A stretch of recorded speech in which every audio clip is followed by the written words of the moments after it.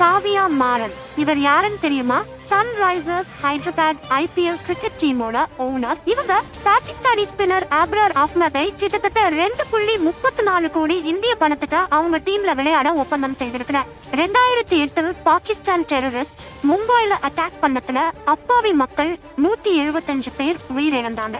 இந்த சம்பவத்துக்கு பிறகு ஒரு பாகிஸ்தானி பிளேயரைய கூட எந்த ஐபிஎல் டீமும் ஏலத்துல வாங்குவது இல்லை. அது மட்டும் இல்ல, சமீபத்துல நடந்த வேர்ல்ட் கப் மேட்ச்ல ஐசிசி டோர்னமெண்ட் என்றதாலதான் இந்தியாவும் பாகிஸ்தானும் மேட்ச் விளையாடினாங்க.